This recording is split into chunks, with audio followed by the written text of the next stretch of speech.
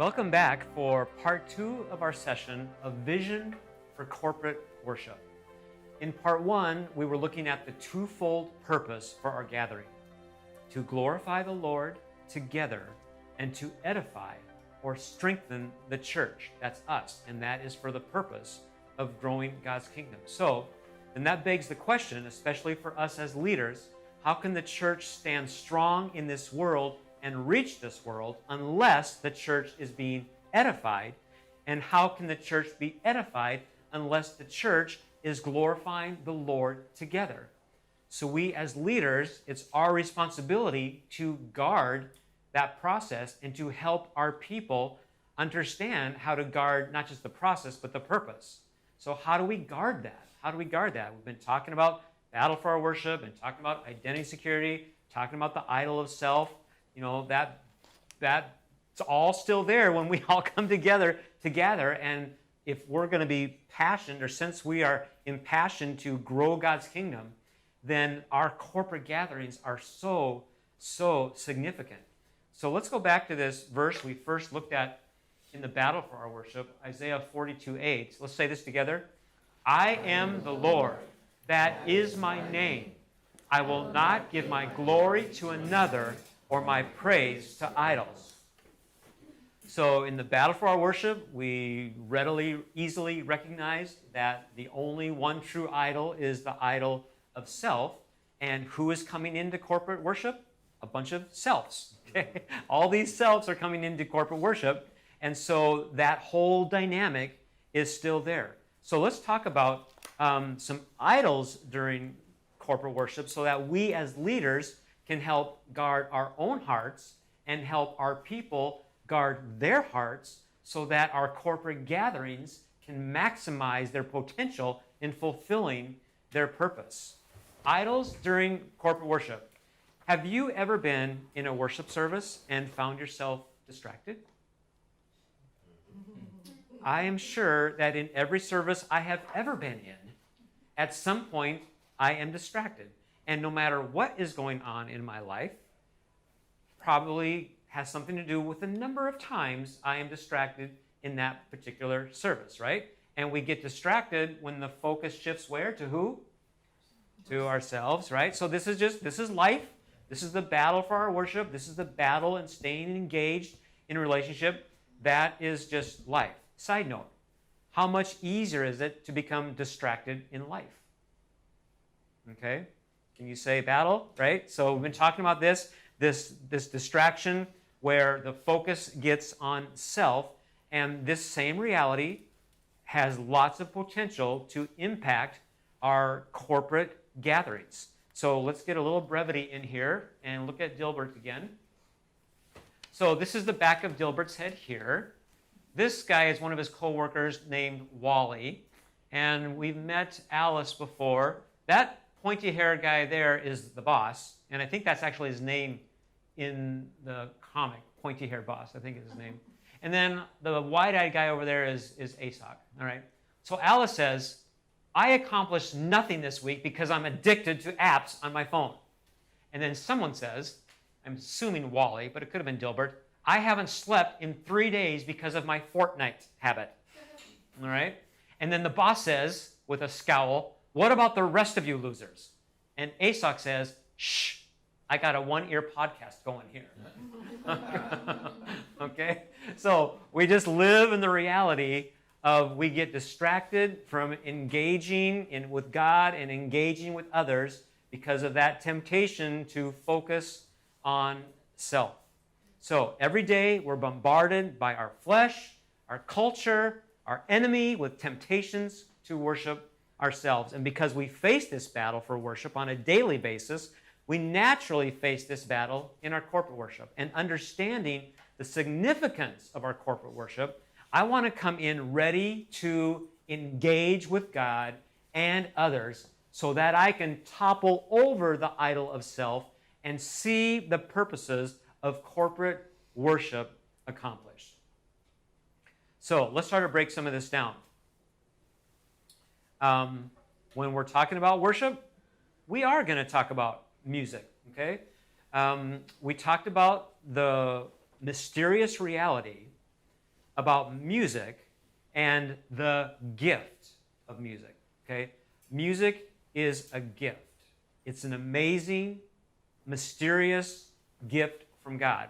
We all experience the impact we have from music, not just in praise and worship songs, in all of life. We understand because we've experienced how music just has this impact to affect us, whether we're watching a show or a movie or listening to a concert. It just engages your being like nothing else does. And again, some feel that engagement more than others, but it impacts all of us on some level. So music is powerful. Music is moving. Music can create an atmosphere. And the songs that we sing, they inspire us. They teach us. As believers, songs allow us to lift up our voices as one voice.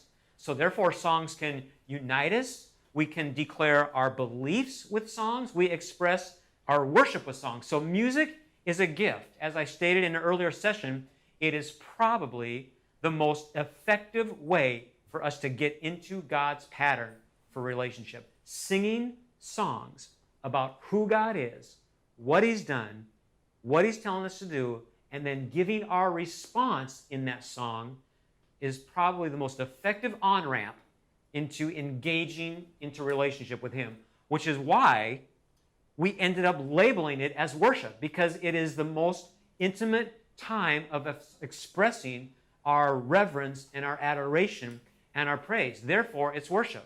We used to call it, when I was growing up, we used to just call it the song service.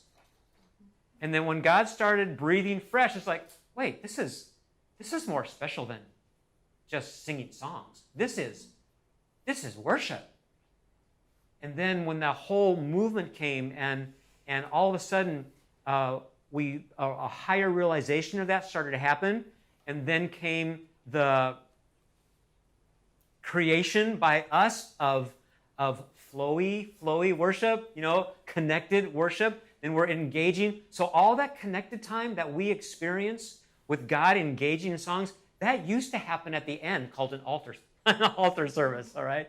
That all happens now at the beginning of the service, because we call that worship, because singing those songs, we just recognize that just engages us into God's pattern for relationship.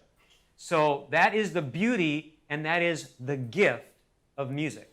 But every gift has a snare, and so music can be a snare, right? Music is a gift.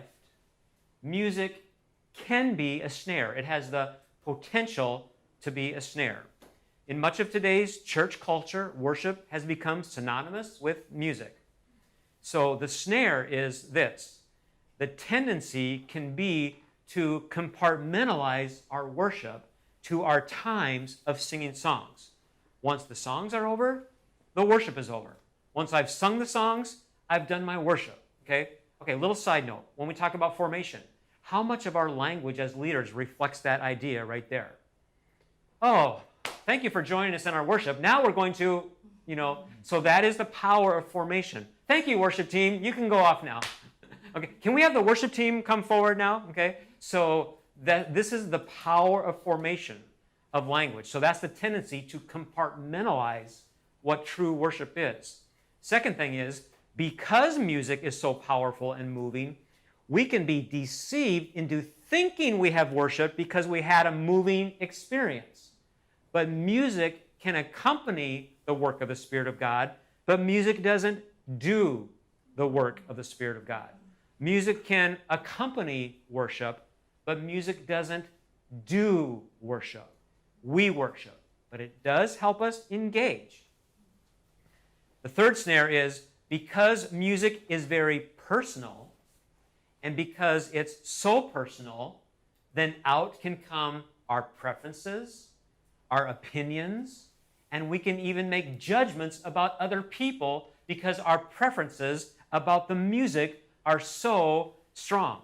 And if you are a leader in ministry, you have dealt with this over and over and over again. It is the reality. This is how self can sneak in this area. How can both of these statements be true at the same time? Many of our most memorable moments of worship, of engaging with God, involve music. Second statement, churches can be full of strife and have even split over the music played and the songs sung.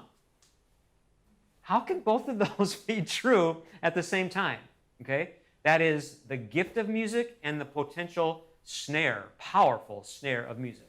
So God created music to get our attention on Him.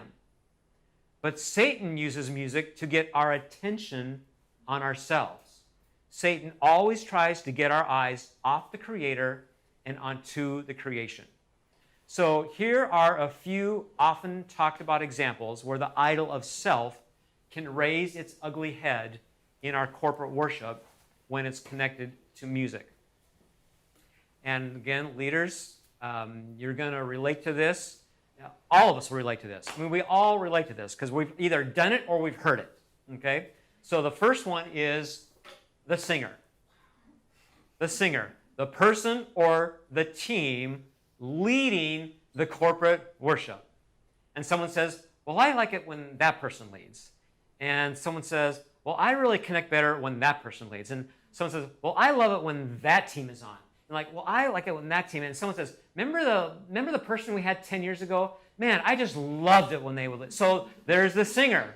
We all have our opinions on who is leading the corporate worship time, right? And then there's the style of the music. This one is a challenging one because we have all these different styles. And some people love the older style of music. And some people love contemporary style of music. And some people love Southern gospel style of music. And other people love gospel music. So we have all these styles of music, and those styles are not totally, but largely connected to generations.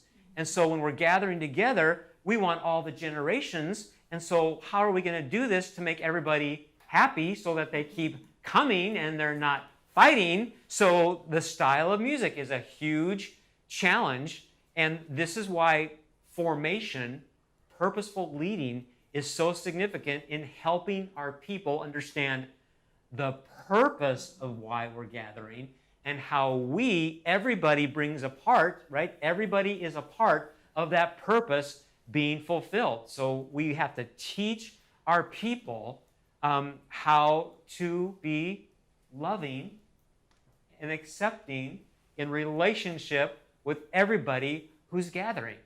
This is why God calls us together, to learn how to love one another, so as we walk out the doors, we can love the world, right?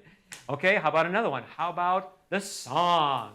Okay, it's like this person says, I want more hymns. And this person says, I don't want any hymns at all. Okay, this person says, that song has way too many words. This person says, that song says the same thing over and over and over again. This person says, I like fast songs. This person says, I like the slow songs. So the song can become a point. That song never had the word of Jesus in it once. You know, where's that song from? Is that song even from the Bible? Okay, so it's this song can become this point of contention. Okay, we haven't sang my favorite song in like 6 months. When are we going to bring that? Okay, the song. All right, and then there's the sound. Okay. Yes, the sound. Oh, and we hear lots of groans from the people, okay? Because we know all the opinions, because every person walks in with their own set of ears. And every set of ears literally, physically hears something different. And every set of ears wants to hear something different than every other set of ears. So, shout out for all you people who mix sound in corporate gatherings, because you probably have the most difficult role there is in all of corporate worship. Those of you mixing sound, because it is impossible to make everybody happy. Some people want it loud. Some people want it soft. Some people want, hey, I need to hear the guitar more. Some people say, the drums are way too loud. yeah, but I'm a bass player. I really want to hear a lot of bass. Some will say, I'm having a heart attack because the bass is driving through my chest. Okay? So the sound is up and down and in and out. And literally, people during service, some people will go back to the sound booth, and say, can you? Okay? So the sound. So there are so many ways that self can get in the way of the purpose of our corporate gatherings. And we need to continually keep this before our people because our corporate gathering is huge in fulfilling the purpose of growing God's kingdom. It's the reason that it exists. So it's something that's never going to go away. It's just the reality of our brokenness, but being aware that it's a reality and then learning how to address it through relationship is how we do our part in the purposes of our corporate worship being fulfilled. So we've had all these S words: singer, style, song, sound. So let's throw up an S word that it's all about: spirit. Okay? It is all about spirit. So now let's just spend a minute or two talking about this word. And we're going to look through the lens of relationship. Okay? Here's one of the most well-known single verses that would be under the category of a verse about worship. John 4:24. This is Jesus talking to the woman at the well. And just like he did the chapter before with Nicodemus, Jesus is trying to help them understand the mystery of the nature of God and the work of God. And we can never fully comprehend it, but this is what Jesus is trying to do. And so he says to her, God is spirit, and his worshipers must worship him in spirit and in truth. And this is a very mysterious verse. Therefore, we hear different explanations, definitions of it all the time, especially the part of what does it mean to worship him in spirit and truth. Now, in my life experience, that's the part of this verse that I hear addressed. If someone's going to address this verse, I always hear, what does it mean to worship him in spirit and truth? And I'm like, what about the first three words in the verse? Let's start there. Okay? God is spirit. So in this verse, here's what I see. I see relationship, and I see the pattern for relationship with God. Revelation and response. So I see relationship, but I see mystery. Okay? So God is spirit. Now, this is our English word spirit. Okay? This word comes from a Hebrew word, an Aramaic word, and a Greek word. The Hebrew and the Aramaic, the word for spirit is ruach. The Greek word, the word for spirit is pneuma. And the definition, the literal definition is wind, breath, life, the breath of life. So this is what Jesus was trying to help Nicodemus understand. He was using the analogy of wind and saying this is how it is with everyone born of the Spirit. But Jesus didn't use two different words. He used one word, ruach. He didn't say wind. He didn't say spirit. He said ruach. Spirit is breath, life, wind. You see, you know that it comes from somewhere. You know that it's going somewhere, but you don't know where it comes from. You don't know where it's going. Jesus is talking about mystery. He's talking about the mystery of the nature of God. So God is spirit. He is wind, breath, life. He made us in his image, so we are spirit. And when our spirit, our life, is made alive in him because of how he redeemed us through the work of Christ, we enter into relationship with him through a life of worship. And to worship him in truth is to worship him according to how he has revealed himself to us, and showing that by how we live. This is worshiping in spirit and truth. That revelation, that response, and our life engaging with his life coming into us and giving us new life. So as leaders, how do we help our people fulfill the purposes of corporate worship? Well, we're going to go back to formation. What we say and do over and over forms us and those we are leading. So let's go to our pattern. Revelation and response. God reveals himself to us and invites us to respond to him, and then he responds to us. God responds to us. There's the pattern, all right? So this is the pattern of relationship with God.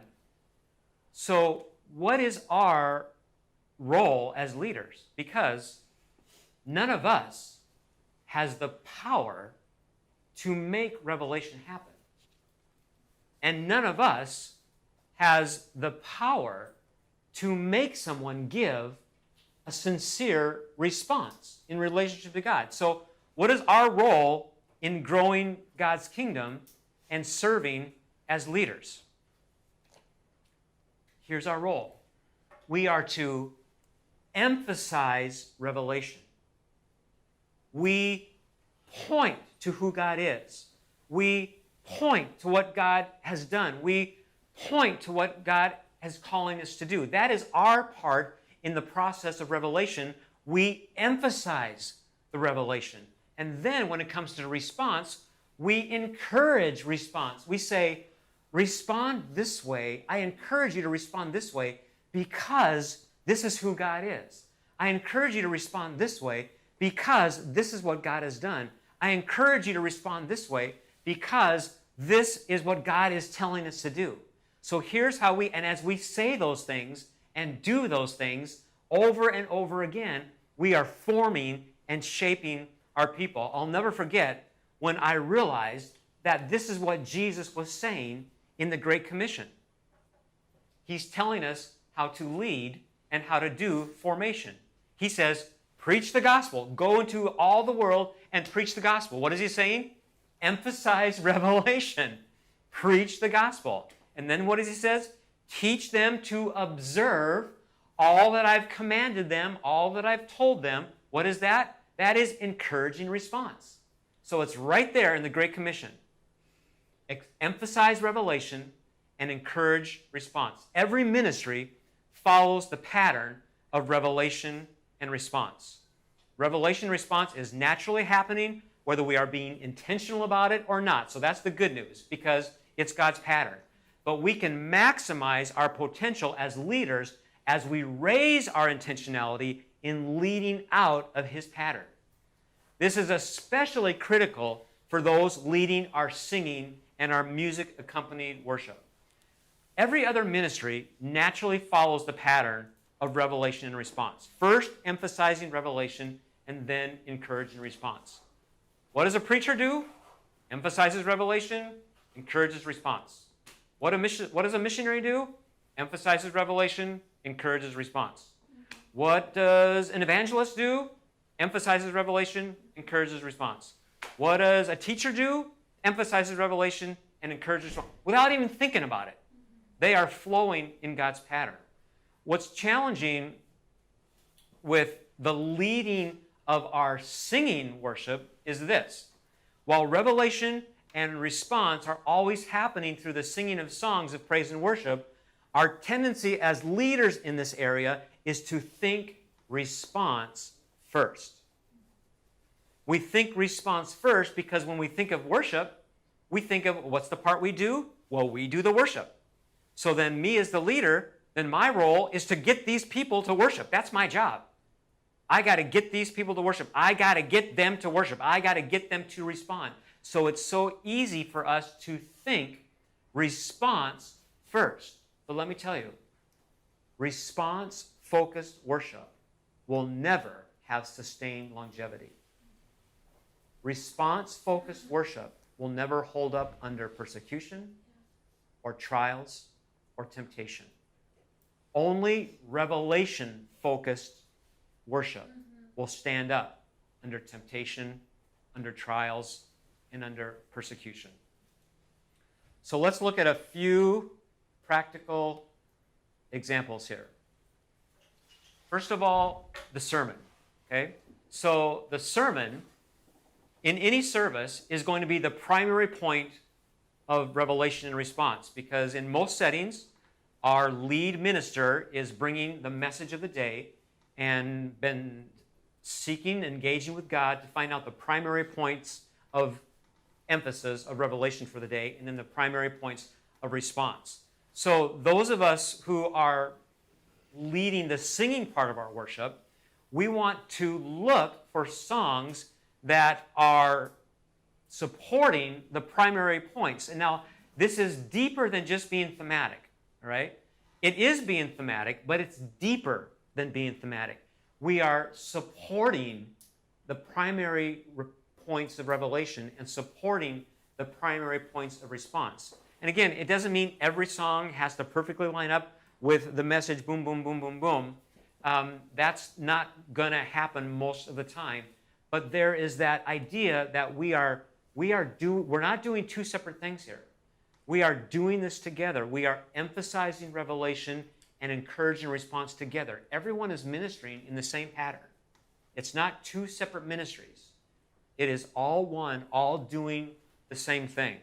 And then let's look at the song. So when I am meeting with just a worship team of musicians who lead our corporate singing, the first thing I tell them is to look at the lyrics of your songs through this lens.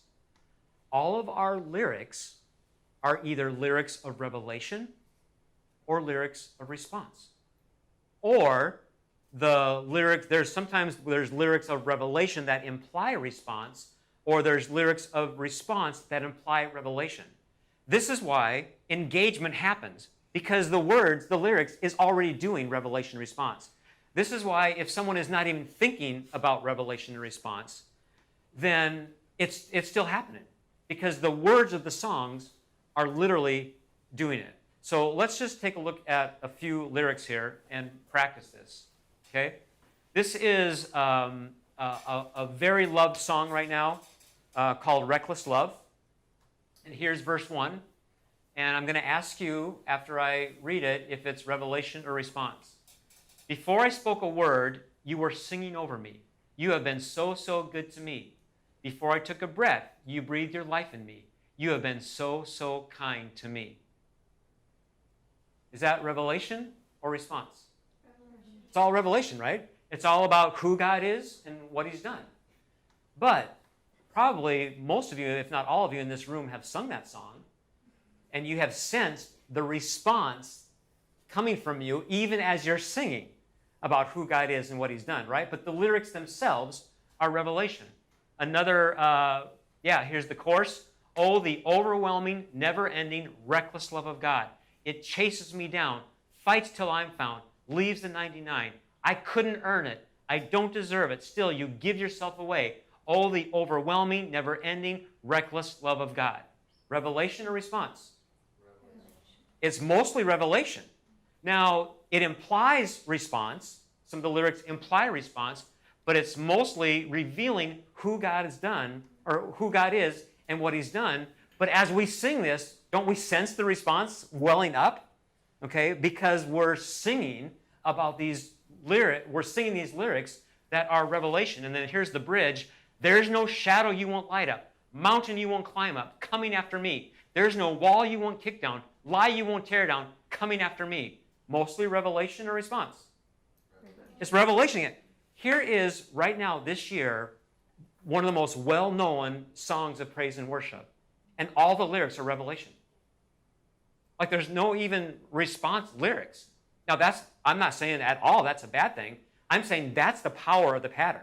Right. You can be singing all songs of revelation, and because you're engaging and because the music is helping encourage the engagement, okay, then there's relationship happening. There's engagement happening. So when you start to look at your songs and you start to identify revelation And what's response? It begins to impact how you start to flow out your songs and to lay out your songs. You might switch the order, you might switch the arrangement of a particular song. You start thinking revelation and response.